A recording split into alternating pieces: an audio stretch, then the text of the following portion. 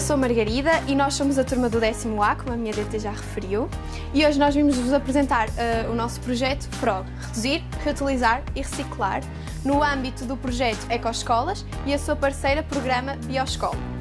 A separação e reciclagem de resíduos é fundamental para a sustentabilidade do nosso planeta. Nos dias de hoje, em que os recursos naturais estão cada vez mais escassos, ou seja, há cada vez menos recursos naturais e os impactos da poluição estão cada vez mais visíveis, é necessário adotar práticas sustentáveis.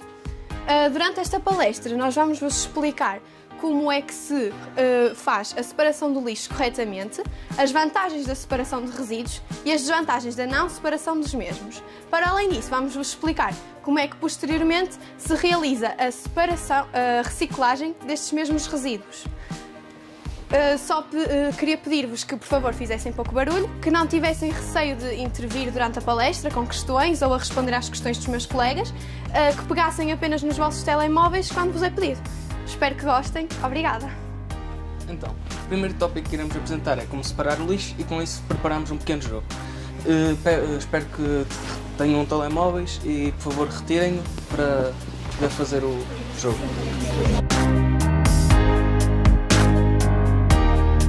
Respostas vocês deram, muitos de vocês tiveram certo, mas a dizer quem meteu vidro e metal, por exemplo, tem errado, porque o vidro é para outro ecoponto e o metal também é para outro. O metal está certo, menos o cartão, porque é para o azul que foi referido antes, e o verde, o vidro está certo, o resto está tudo errado. Então, agora vou-vos explicar como é que se separa o lixo. O primeiro ecoponto que iremos analisar é o ecoponto azul, que é de papel e de cartão, que normalmente se deposita páginas, cadernos, etc. E não devemos depositar sacos de plástico, produtos tóxicos, papel sujo, fraldas, papel vegetal, papel plastificado e autocolantes. Temos o ecoponto amarelo, onde se deposita o plástico e metal, como latas, garrafas de água e sacos de plástico. Onde vamos depositar papel e cartão, que é no ecoponto azul, pilhas, eletrodomésticos e plásticos que não embalagens. Depois temos o ecoponto verde. Neste ecoponto deposita-se vidro, mas não se deve depositar o vidro que temos em casa, como os vidros de chávenas de café, vidros de espelhos, janelas, de copos. Também não se pode depositar lâmpadas, pilhas e sacolas de plástico. De seguida temos o ecoponto vermelho, que é o ecoponto onde se deve colocar pilhas. Temos também um ecoponto que vocês já devem conhecer, criado pela Staples, chamado canetão. Alguém sabe o que é depositado? Canetas. Só canetas? Pilhas. Lápis. Borrachas. Material escolar, exatamente. Agora temos o ecoponto castanho. Este ecoponto é um ecoponto indiferenciado que se deve colocar restos de comida, guardanapos sujos com gordura e essas coisas assim. Então, agora iremos abordar os 3 R's. Atualmente estamos com 20 R's, mas os principais, que é reduzir, reutilizar e reciclar, são os mais importantes. O de reduzir é comprar menos produtos descartáveis e eliminar o consumo excessivo. Reutilizar, que é basicamente dar uma nova vida a utensílios antigos, como roupas, móveis e utensílios. E o reciclar, que é separar os resíduos de forma correta, facilitando assim o processo da reciclagem. Então, agora vamos falar sobre este símbolo, que é o símbolo da reciclagem. Mesmo tendo um design simples, pode ter um significado muito poderoso. Criado em 1970 para o primeiro dia da Terra. Ele simboliza o compromisso com a sustentabilidade e a preservação ambiental. O design sugere a ideia de equilíbrio e continuidade, enfatizando que os recursos da Terra podem ser preservados caso utilizados de forma consciente. E agora, este símbolo lembra as pessoas da necessidade de adotar hábitos que minimizem os impactos ambientais. Então, nós elaboramos uma pequena atividade prática, como vocês podem ver, com a ajuda do nosso amigo Ruben, que vai nos ajudar a fazer como separar o lixo. Então, vocês acham que a tampa vai ser com um frasco? Vai ser deitado fora com um frasco? Para onde é que vai o frasco? E a tampa? No amarelo.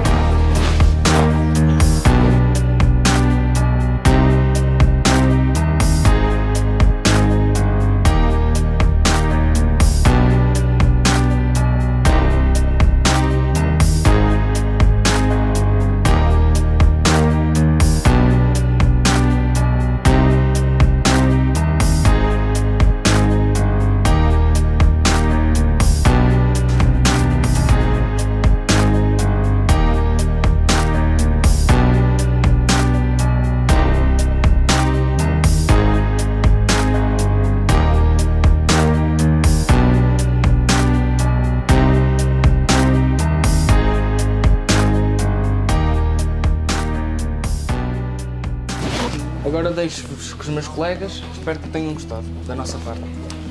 Da mesma maneira que os colegas introduziram um pouco de cada ecoponto e ficaram a saber um pouco mais sobre ele, se é que não sabiam antes, agora vamos falar das vantagens disto, o porquê de fazermos isto. Lá está, se estamos a fazer, tem que ter alguma coisa a beneficiar-nos a nós, correto?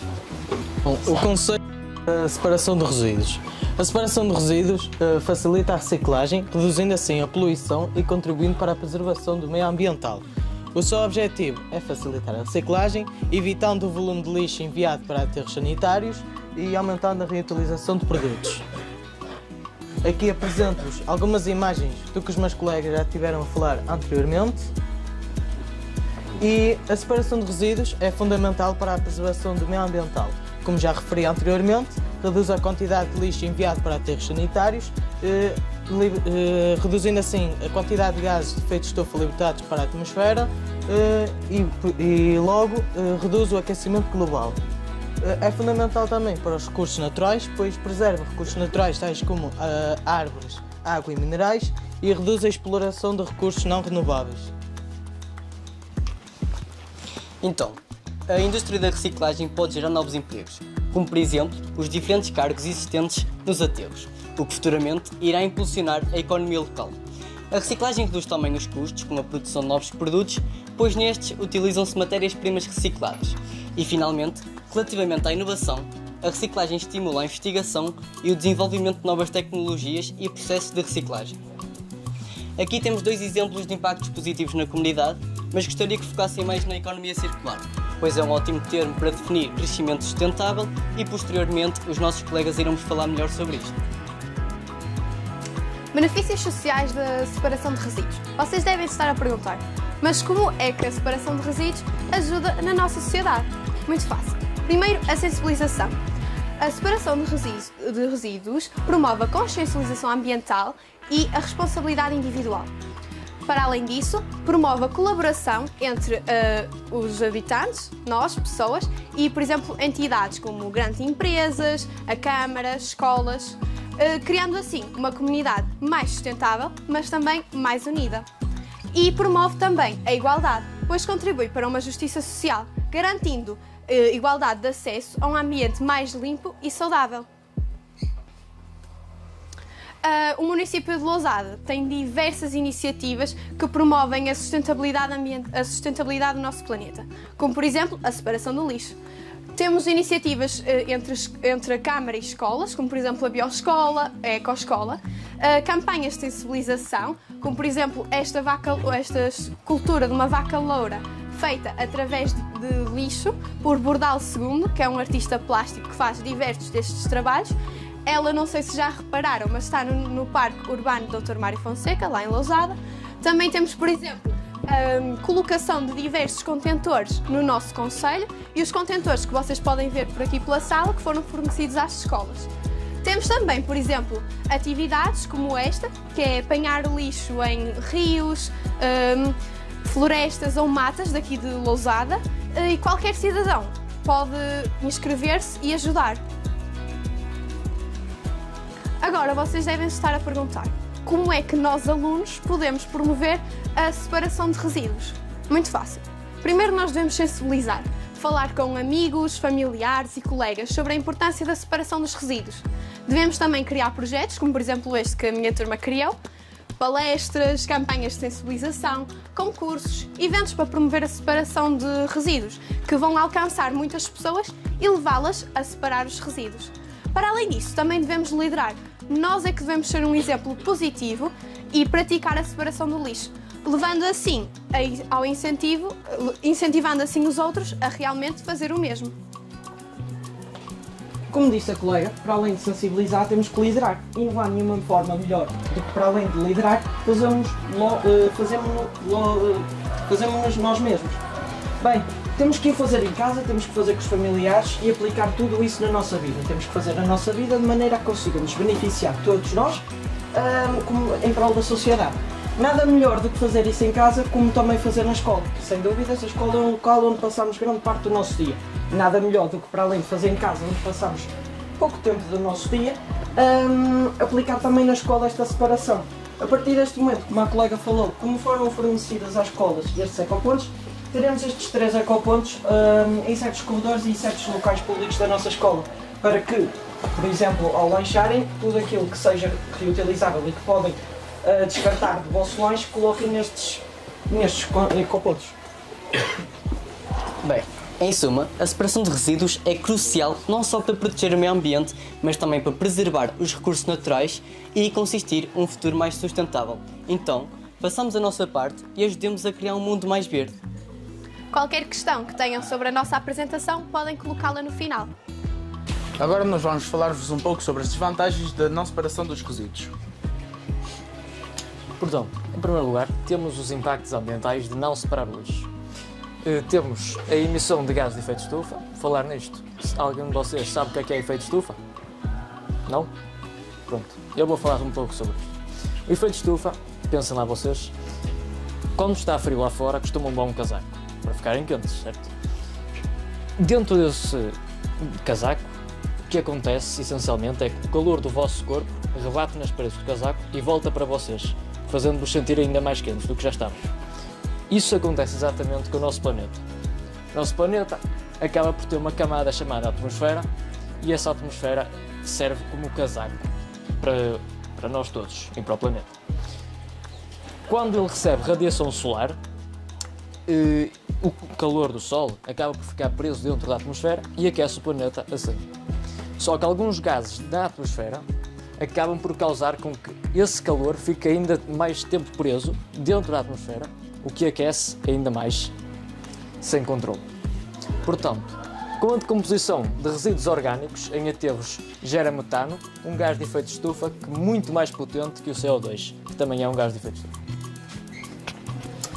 Agora que já falámos da atmosfera, vamos falar da hidrosfera. A hidrosfera são os recursos hídricos, ou toda a água do planeta, seja ela doce ou salgada, e, portanto, a infiltração de águas contaminadas dos aterros pode contaminar os recursos hídricos, prejudicando a qualidade da água e a saúde dos ecossistemas. E, finalmente, temos a degradação dos solos, que, pela decomposição inadequada de resíduos, contamina os solos, prejudicando a sua fertilidade e capacidade de suporte de vida vegetal, ou seja, não conseguimos cultivar nem produzir comida, ou seja, fomes extremas. Pronto. Agora as desvantagens e os custos para os municípios. Se nós não fizermos a separação do nosso lixo, vamos ter um custo mais elevado para os municípios, influenciando na coleta e no tratamento desse lixo, que mais tarde vai influenciar na manutenção dos aterros, tendo um custo mais elevado.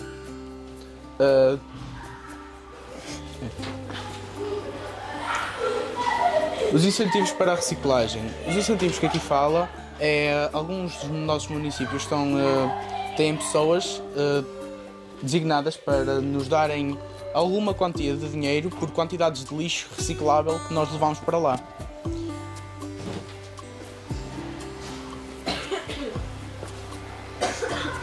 Agora eu vou-vos falar dos riscos para a saúde pública de não fazer a reciclagem. Doenças transmitidas através de vetores, que normalmente são provocadas por bactérias ou vírus, que são transmitidas através de vetores. O que é isso, vetores? Vetores são mosquitos, carraças, roedores, entre outros insetos. O lixo atrai os insetos e roedores que podem transmitir doenças como dengue, leptospirose e a peste pulmónica. A dengue é provocada por um vírus através do mosquito e os sintomas podem incluir febre, dor de cabeça, dor muscular, articular e, por fim, vômitos. A leptospirose, a transmissão da bactéria ocorre de animais para humanos e os sintomas incluem febre alta, dores de cabeça e dores musculares. E por último temos a peste bubónica, que entre a 1 a 7 dias após a exposição à bactéria começam-se a manifestar os sintomas semelhantes aos da gripe. E esta peste bubónica é muito conhecida, pois foi responsável por matar entre 25 a 50 milhões de pessoas no século XVI. E é transmitida através das pulgas. Agora vou-vos dizer alguns dados de alerta que eu pesquisei. O Instituto de Higiene e Medicina Tropical, em 20 de novembro de 2024, viu que havia uma concentração de mosquitos vetores do vírus do dengue que aumentou e é preciso sensibilizar a população para minimizar a propagação. Depois temos outra vez o Instituto de Higiene e Medicina Tropical, que disse que em Portugal a leptospirose tem tido uma importância crescente nas últimas décadas, com a ocorrência de casos fatais, em particular no arquipélago dos Açores. E por último, temos o Instituto Universitário de Lisboa, que disse que o primeiro caso de peste bubónica no Porto, que foi considerado como a terceira grande epidemia global de peste, foi registrado no dia 9 de julho de 1899 por Ricardo Jorge. Depois temos a poluição do ar, que é o acúmulo de gases tóxicos na atmosfera, como por exemplo o dióxido de carbono, o dióxido de enxofre e o monóxido de carbono, e isso pode levar a problemas respiratórios como a asma e a bronquite. A asma brônquica ocorre em cerca de 15% a 20% da população em países desenvolvidos, pois tem mais fábricas, mais indústria e mais carros, o que leva a mais poluição. E em cerca de 2% a 4% em países em desenvolvimento. Nos cuidados de saúde primários, o número de utentes com problemas ativos de asma aumentou 182%, ou seja, quase duas vezes mais. E por fim, temos a contaminação de alimentos, que o lixo mal acondicionado pode contaminar os alimentos, causando doenças como a salmonelose e o botulismo. A salmonelose é uma intoxicação alimentar causada por bactérias e provoca sintomas como dor de barriga, diarreia, mal-estar geral e náusea, por exemplo. E depois temos o botulismo, que é uma doença rara, mas grave, pode ser potencialmente mortal, causada por uma bactéria e atua no sistema nervoso, paralisando os músculos e levando à insuficiência respiratória. Prontos, com isto podemos perceber que não separar o lixo tem custos sociais, ambientais e económicos, como por exemplo a sobrecarrega dos aterros, poluição de solos, água e ar, intensifica a exploração de recursos naturais e leva os custos da gestão dos resíduos. Agora vamos-vos deixar com o quarto e último grupo da nossa palestra.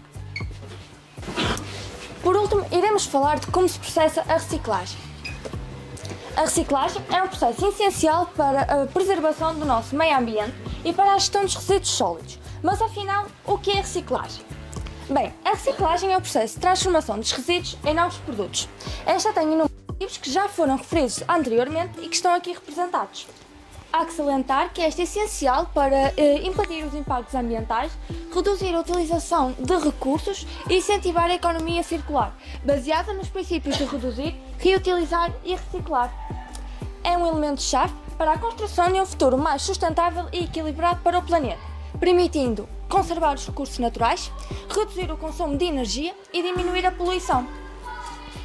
A reciclagem é constituída por uma série de etapas até à formação dos novos produtos, sendo assim a coleta e a separação, a triagem, a limpeza e preparação, o processamento e transformação, a fabricação de novos produtos e, por último, a distribuição e o consumo.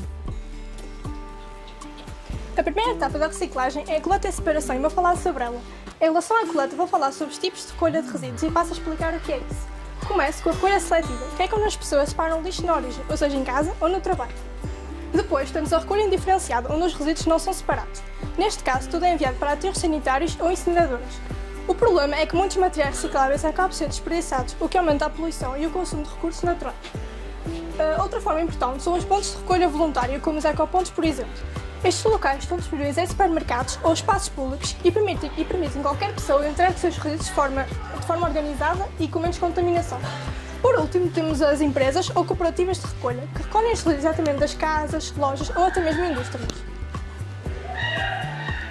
Mas afinal, por que é tão importante separar o lixo? A separação do lixo consiste em dividir os resíduos gerados no nosso dia-a-dia em categorias específicas, de acordo com o seu tipo de material, para facilitar o seu tratamento e reaproveitamento. Primeiro, porque facilita muito a reciclagem. Quando os materiais são separados, os centros de triagem conseguem processá-lo de forma mais rápida e com menos contaminação, o que torna o seu trabalho mais eficiente.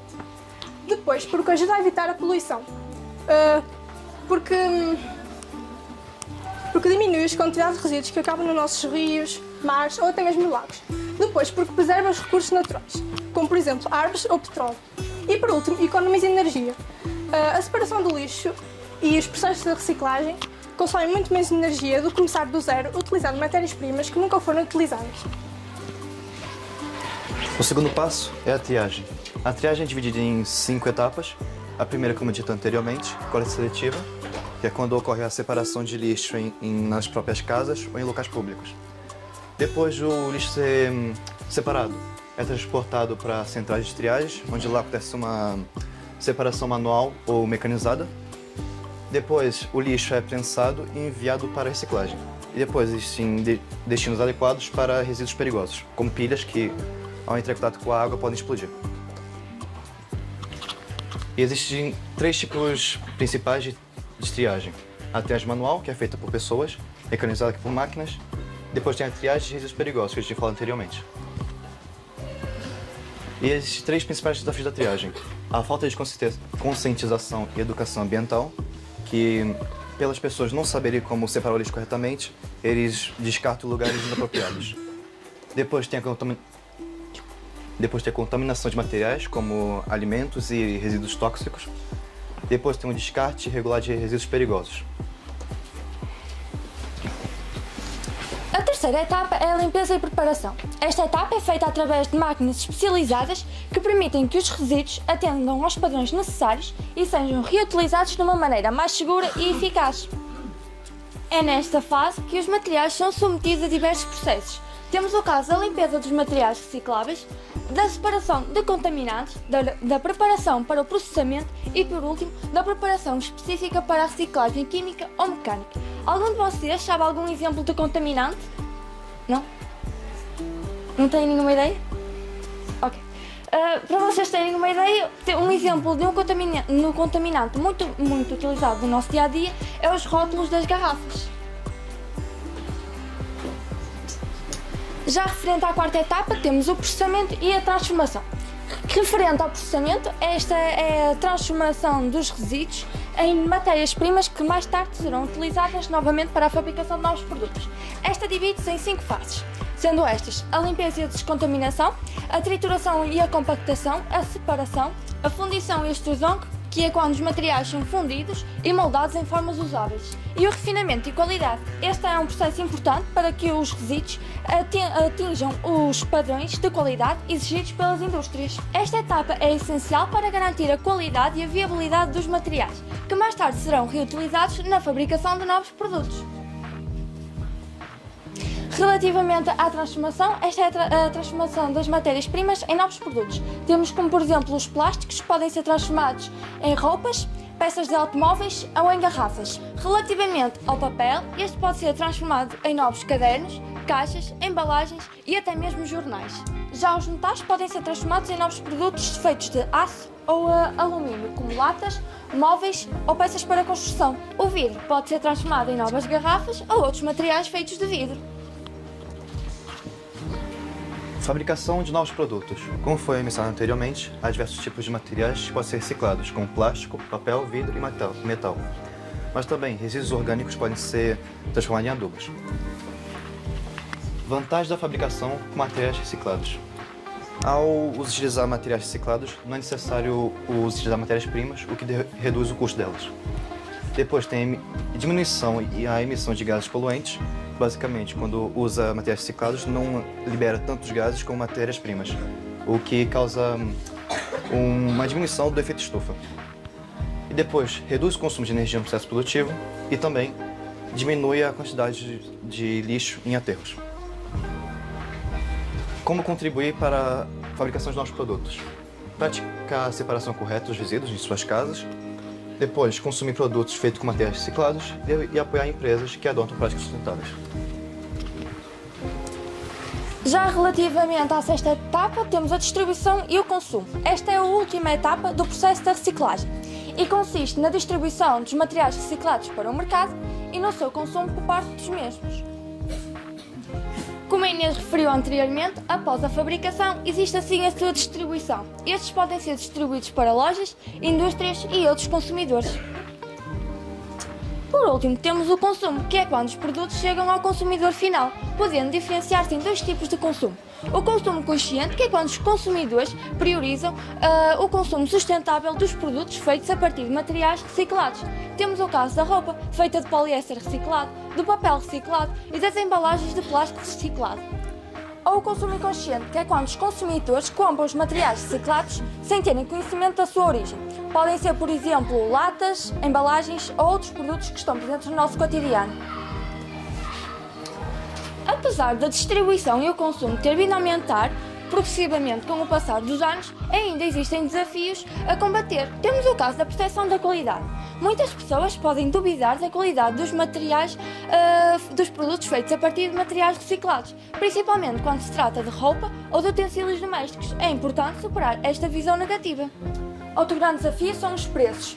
A maioria dos produtos reciclados tem um preço mais elevado do que os produtos que são feitos através de matérias-primas não utilizadas, uma vez que o custo do transporte e do processamento é mais elevado. Outro desafio são as infraestruturas de distribuição. Existem certas regiões que não possuem as infraestruturas necessárias para a implantação da reciclagem. Para incentivar a adoção deste tipo de produtos, são utilizadas diversas estratégias. Temos o caso das campanhas de consciencialização, das políticas públicas e incentivos. Embora existem vários desafios, como a percepção de qualidade e os preços, os incentivos são uma parte essencial para a adoção da reciclagem. Concluindo, os processos da reciclagem são fundamentais para a preservação do nosso meio ambiente e a sustentabilidade. Cada etapa desempenha um papel essencial, portanto, cabe a cada um de nós garantir um futuro mais limpo, equilibrado e consciente. Agora vou-vos deixar com os nossos colegas que prepararam um caúto para vocês realizarem. Então, por favor, podem pegar nos vossos telemóveis.